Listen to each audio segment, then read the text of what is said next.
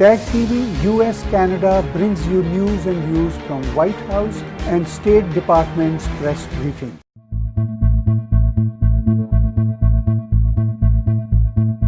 Well, it is a real honor to have our Deputy Secretary, John Sullivan, join us for the Readout. And so I wanted to talk with you about your most recent trip to Europe. Got a lot of good attention for the work that you were doing.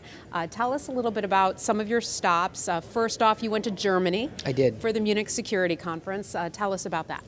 The first stop, as you mentioned, was in Germany, a very large conference in Munich called the Munich Security Conference. It's been going on for almost 70 years at this point, 60 years.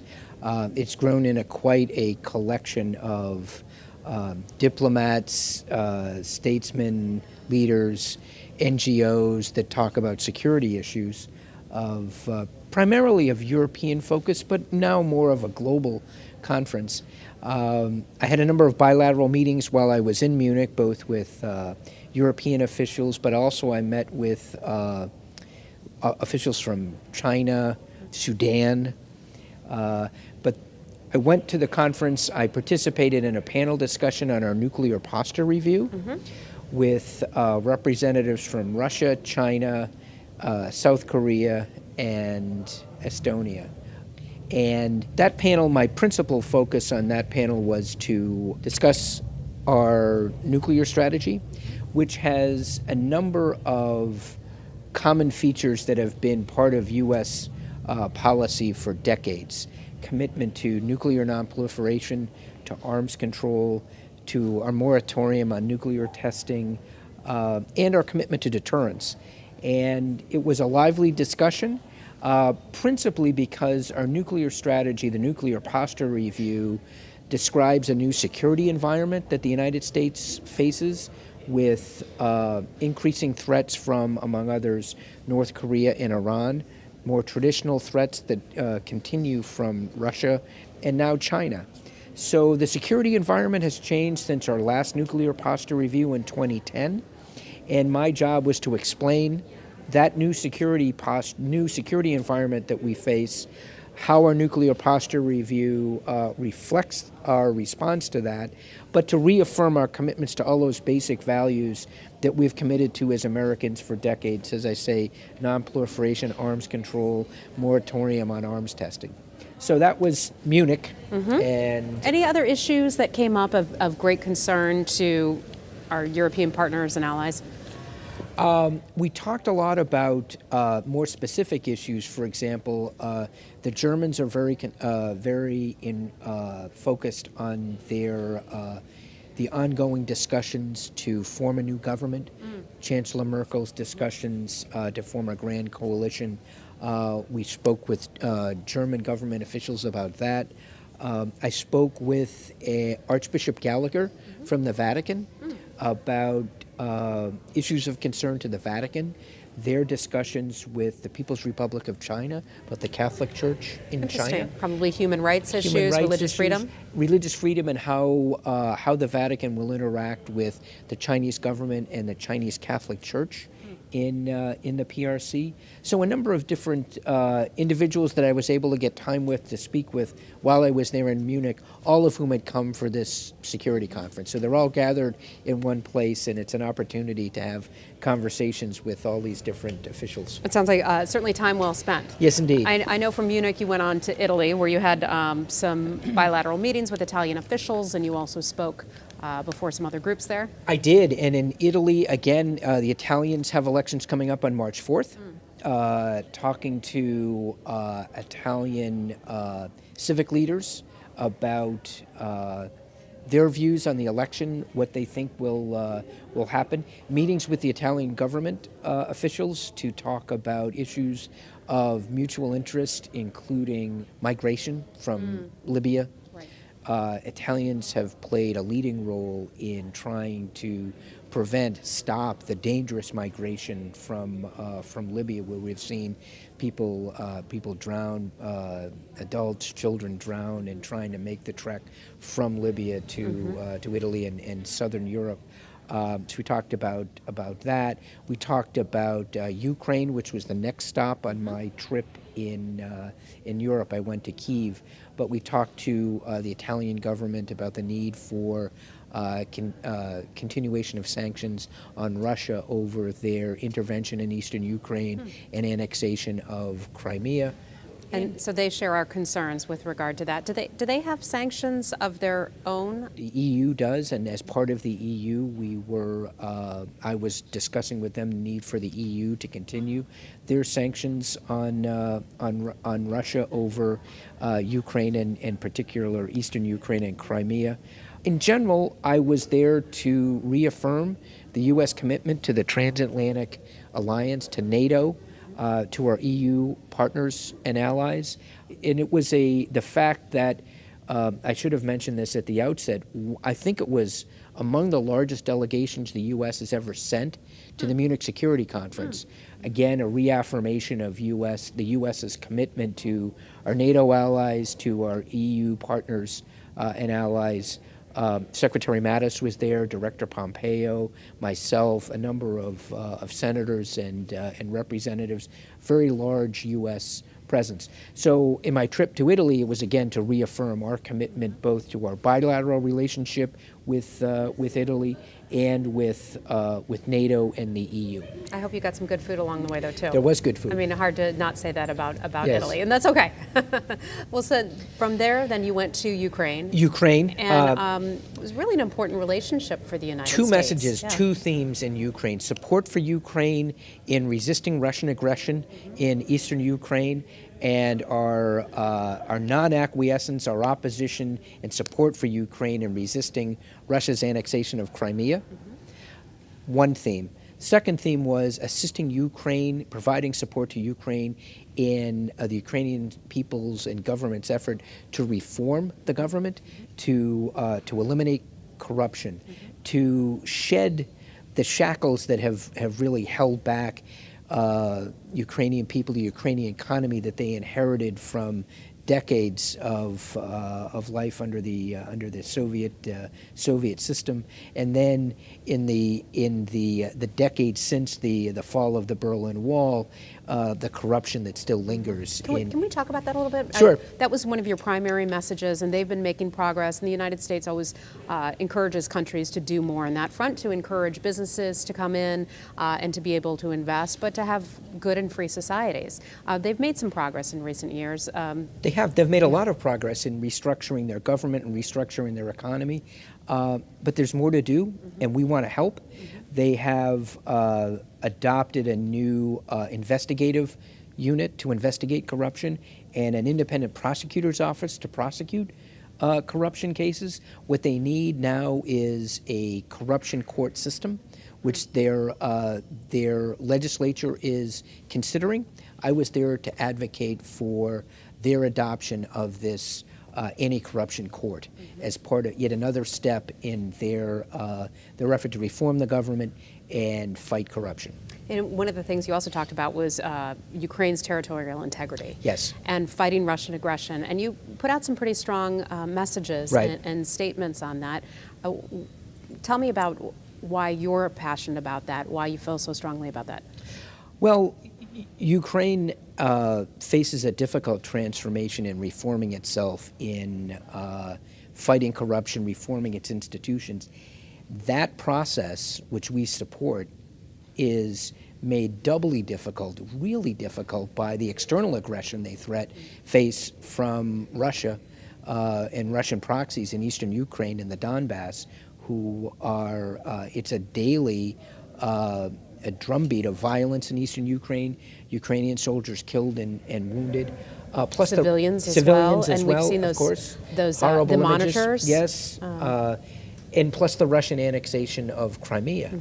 So beyond that, it's really a hybrid effort by the Russians, because it's not merely a military effort, but a cyber effort as well. We announced shortly before I arrived in Ukraine the attribution of this cyber attack that started in Ukraine called NotPetya, which started in Ukraine but spread around the world and caused to the UK, many billions other of dollars countries. in damage.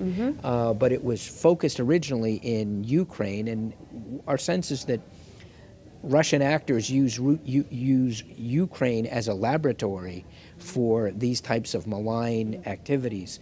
So I was there to stand with the Ukrainians in resisting this aggression, and to offer our support in any way we can in their efforts to reform their government. Yeah, in standing with the Ukrainians, you also went to a memorial for I the did. Heavenly It was 100. very moving, yes. Tell us about that. Well, it was very moving to see the both the memorial for those who had been killed during the so-called Revolution of Dignity at Maidan Square, young people who were killed by Ukrainian police and armed forces.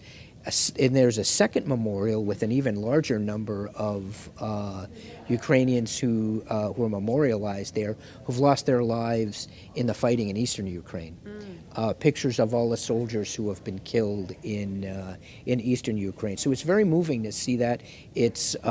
There are still fresh tributes brought every day, candles, flowers, and so forth, from family members who lost their loved ones in the original revolution in Maidan Square, and then in the violence that's continued in eastern Ukraine. That means so much to those countries for you to pay your respects in that kind of way, to learn more not only about what that country has gone through, but to personally, as a face of the U.S. government, go out there and say, I value you, I value your sacrifices, and here I am. Yeah.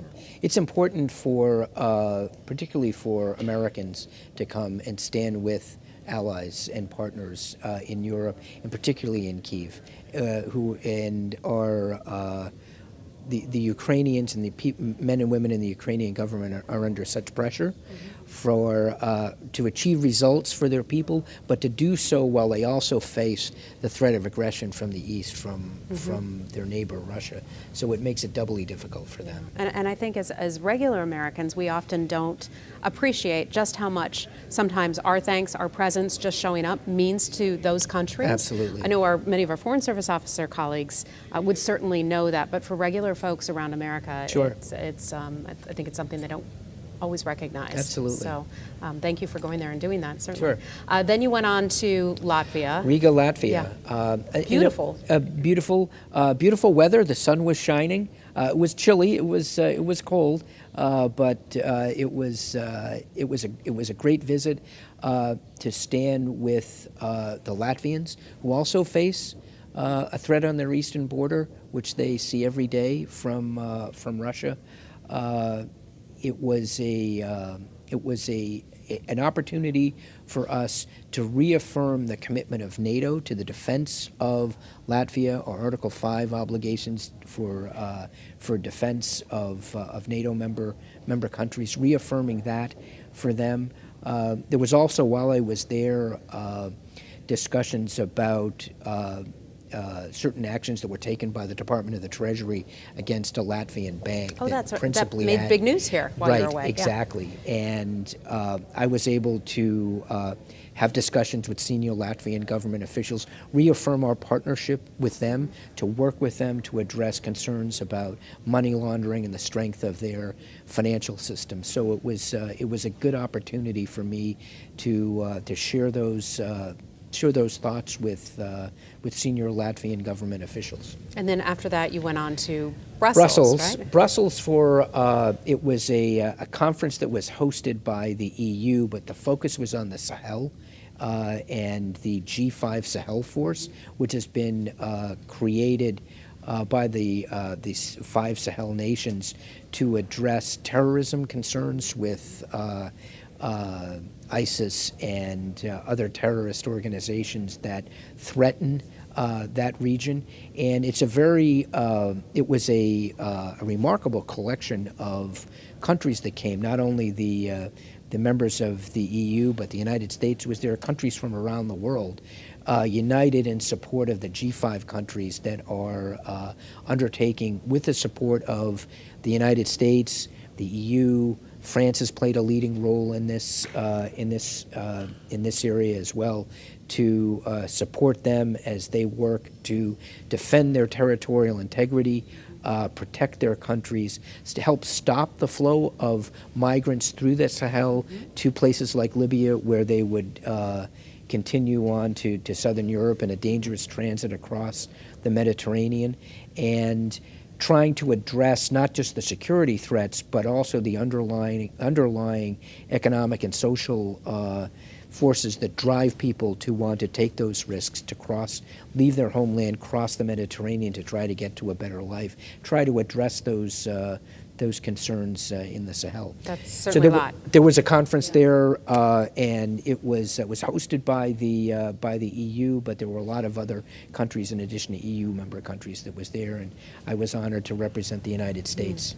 How did you find your reception overall? All these places, you went to a lot of places in just a few days. You must be exhausted, but the overall reception? Well, European allies and partners welcome reaffirmation from the United States of the value of our relationship, and that was the principal thrust of my visit, was to reaffirm the importance of that transatlantic relationship, and it was a very receptive audience. They really particularly want to feel that embrace from the United States, and that's certainly the case in Kyiv and Riga, to know that the United States is standing with them when they face such external threats, in addition to internal problems which they need to solve. Well, you've now been coming up on your time here at the State Department almost a year now, a year in May will May, be a year. Right? And what has surprised you about being here? I was asked that question. I do town halls at every embassy I visit, and somebody asked me that question. And what has surprised me about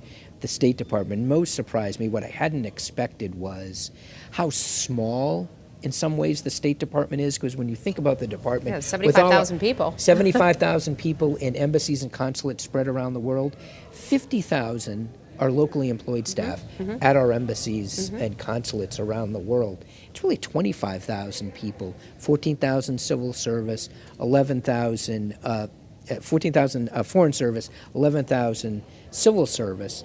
This is my fourth cabinet department, and I've worked at the Justice Department, Defense Department, and Commerce Department, each of which is much bigger than 25,000 people. And in addition, what I've found is everyone here, there's such a sense of, it's almost like a small town. Everyone knows one another.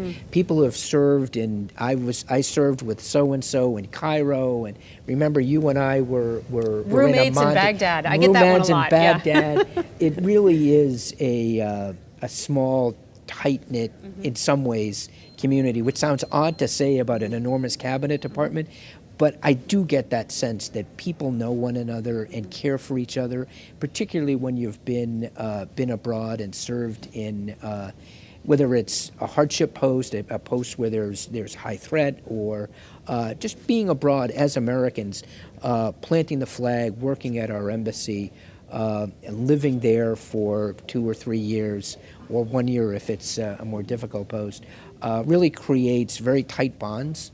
And so being exposed to that culture, which I had some familiarity with. I've had relatives who've served in the Foreign Service, but to see it up close has been really inspiring. Well, you have an incredible family history with your uncle who had served in Iran, also another family member of yours in Cuba who was a prisoner of Castro. This has to be the perfect spot for you, and we're sure lucky to have you. Well, I'm delighted to be here. Yeah, sir, I'd love to talk with you about your history and what brought you to becoming a person who wants to serve his country in 4 cabinet posts. Maybe we can do that another time. Absolutely. If you'd be willing to come back. I would. Deputy Secretary Sullivan, it's really nice to have you here, and thank you for your time. Great. Sir, thank you. Thanks, Heather. Thanks. Tag TV US Canada brings you news and views from White House and State Department's press briefing.